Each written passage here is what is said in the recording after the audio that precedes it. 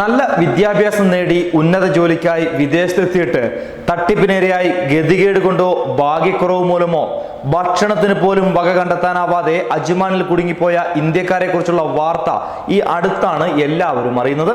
ഇത്തരത്തിൽ അജ്മാനിലെ ഒരു കുടുസുമുറിയിൽ കുടുങ്ങിയ ഇന്ത്യക്കാർക്ക് സഹായഹസ്തവുമായി ഇന്ത്യൻ കോൺസുലേറ്റ് രംഗത്തെത്തിയിരിക്കുകയാണ്.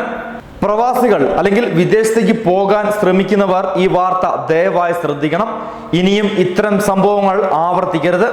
ക്രൂരമായ അല്ലെങ്കിൽ കണ്ണിൽ ചോരയില്ലാത്ത ഏജന്റുമാരുടെ കെണിയിൽപ്പെട്ട് കഷ്ടപ്പെട്ട് സമ്പാദിച്ച ലക്ഷങ്ങൾ ഇത്തരക്കാർക്ക് വെറുതെ പുട്ടടിക്കാൻ കൊടുക്കരുത്.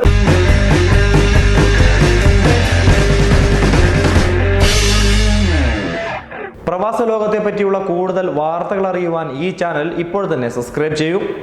തൊഴിൽ തട്ടിപ്പിൽ അകപ്പെട്ട് മാസങ്ങളായി അജ്മാനിലെ കുടുസുമുറിയിൽ കുടുങ്ങിയ ഇന്ത്യക്കാർക്ക് സഹായഹസ്തവുമായി ഇന്ത്യൻ കോൺസുലേറ്റ് രംഗത്തെത്തിയിരിക്കുകയാണ്.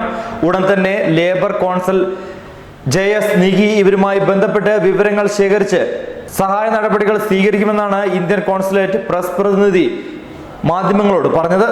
തമിഴ്നാട് നാഗർകോവിൽ സ്വദേശിയും BBA ബിരുദധാരിയുമായ ശിവകുമാർ, തിരുനെൽവേലി സ്വദേശിയും MSc മൈക്രോബയോളജി ബിരുദധാരിയുമായ മുഹമ്മദ് യൂസഫ്, ഉത്തർപ്രദേശ് അലഹബാദ് സ്വദേശി മുഹമ്മദ് നസീം, അലി, റംസാൻ, കൊൽക്കത്ത സ്വദേശി രോഹിത് ചൗരി എന്നിവരാണ് അജ്മാനിലെ ന്യൂ ഐമേനിയിലെ പഴയൊരു വില്ലയിലെ നിന്ന് തിരിയാൻ ഇടമില്ലാത്ത മുറിയിൽ പട്ടിണിയും പരിവട്ടവുമായി നാളുകൾ തള്ളി നീക്കിയത്.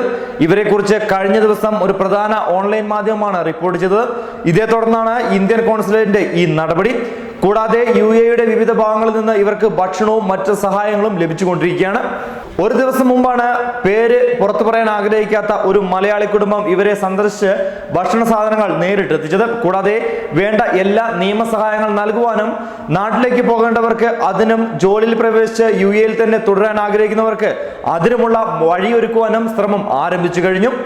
ശിവകുമാറിനെയും യൂസഫിനെയും ഓസ്ട്രേലിയയിലേക്ക് അയക്കാനാണ് ഏജന്റ് UAE എത്തിച്ചത്. 2017 ജൂലൈ 6 തമിഴ് ടെലിവിഷൻ ചാനലിൽ സംപ്രേഷണം ചെയ്ത ഓസ്ട്രേലിയയിൽ മികച്ച ജോലി എന്ന പരസ്യം കണ്ടാണ് ഇരുവരും ഏജന്റ് ജോൺ ബ്രിട്ടോയെ സമീപിക്കുന്നത്. ഇവിടെ വെച്ച് നൂർ മുഹമ്മദ് എന്നയാളെ പരിചയപ്പെട്ടു. ഒരു പാക്കേജിംഗ് കമ്പനിയിലെ ജോലിയായിരുന്നു ഇവർക്ക് വാഗ്ദാനം ചെയ്തത്. നൂർ മുഹമ്മദാണ് യാത്രാ സംബന്ധമായ ബാക്കി കാര്യങ്ങളെല്ലാം നടത്തിയതും മേൽനോട്ടം വഹിച്ചതും. തുടർന്ന് ഇരുവരും പലപ്പോഴായി 7 ലക്ഷം രൂപ വീതം നൽകി. ഡൽഹിയിലേക്ക് പല പ്രാവശ്യവും പിന്നീട് 2018 മാർച്ച് 19 തായ്ലാന്റിലേക്കും കൊണ്ടുപോയി വലച്ചു. പിന്നീട് അർമേനിയ വഴി പോകാമെന്ന് പറഞ്ഞെങ്കിലും തായ്ലാന്റിൽ പോയപ്പോഴുണ്ടായ അനുഭവം ഓർത്ത് ഇരുവരും അതിന് തയ്യാറായുമില്ല. പണം തിരികെ നൽകണമെന്നാവശ്യപ്പെട്ട് ഏജന്റിൽ സമ്മർദ്ദം ചെലുത്തിയപ്പോൾ കഴിഞ്ഞ വർഷം ഡിസംബർ 6 ഒരു മാസത്തെ സന്ദർശന വിസയിൽ UAE എത്തിക്കുകയായിരുന്നു.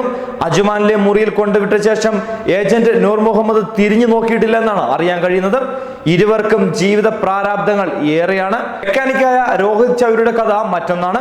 കൊൽക്കത്തയിലെ ഏജന്റ് നഹീം വാജിദിന് 55,000 രൂപ നൽകിയാണ് സന്ദർശക വിസയിൽ ഇവിടെ എത്തിയത്. എന്നാൽ വിസ കാലാവധി കഴിഞ്ഞിട്ടും ജോലി കിട്ടിയിട്ടില്ല. ഉടനെ ശരിയാകുമെന്നാണ് ഏജന്റ് ഇപ്പോഴും പറഞ്ഞുകൊണ്ടിരിക്കുന്നത്. പലരിൽ നിന്നും കടം വാങ്ങിയാണ് യാത്രയ്ക്കുള്ള പണം സമാഹരിച്ചതെന്നാണ് ഇവർ പറയുന്നത്.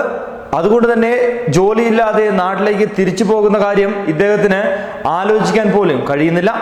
ഉത്തർപ്രദേശിലെ അലഹബാദിലേക്ക് വെറും കൈയോടെയുള്ള മടക്കം മുഹമ്മദ് നസീം എന്ന ചെറുപ്പക്കാരന് ആലോചിക്കാൻ കൂടി കഴിയില്ല. അത്രമാത്രം പ്രശ്നങ്ങളാണ് അവിടെ കാത്തിരിക്കുന്നത്. ഒരു മാസത്തെ സംരക്ഷക വിസയ്ക്ക് ഇയാൾ 1 ലക്ഷം രൂപയോളമാണ് ഏജന്റിന് നൽകിയത്. ആ പണത്തിനായി കടക്കാരെല്ലാം കാത്തിരിക്കുന്നുണ്ട്. UAE അഷറഫ് എന്നയാളും ഒരു ഏജന്റാണ്. ഇയാളെ കുറിച്ച് യാതൊരു വിവരവുമില്ല. AC മെയിൻ്റെനൻസ് ജോലിക്കെന്ന് പറഞ്ഞാണ് ഇദ്ദേഹത്തെ കൊണ്ടുവന്നിരിക്കുന്നത്. എന്നാൽ ഇപ്പോൾ എന്ത് ജോലിയും ചെയ്യാം എന്ന പരുവത്തിലാണ് ഇവരെല്ലാവരും. വീട്ടിലേക്ക് കോടിക്കണക്കിന് രൂപയൊന്നും അയക്കാൻ പറ്റിയില്ലെങ്കിലും ഒരു നേരത്തെ അന്നത്തേനെങ്കിലും അത് തികയുമല്ലോ. എന്തായാലും ഇത്തരത്തിൽ നിരവധി തട്ടിപ്പുകളാണ് ദിനംപ്രതി പുറത്തു വന്നുകൊണ്ടിരിക്കുന്നത്. ഒരു വിധത്തിലും ആളുകളെ രക്ഷപ്പെടുവാൻ അനുവദിക്കാതെ സ്വന്തം പൈസ മാത്രം അടിച്ചുമുക്കി ജീവിക്കുന്ന ഇത്തരം ഏജന്റുമാരെ എന്തു ചെയ്യണം? നിങ്ങളുടെ പ്രതിഷേധങ്ങളും രോഷങ്ങളും കമന്റായി ഈ വീഡിയോയ്ക്ക് താഴെ രേഖപ്പെടുത്തും.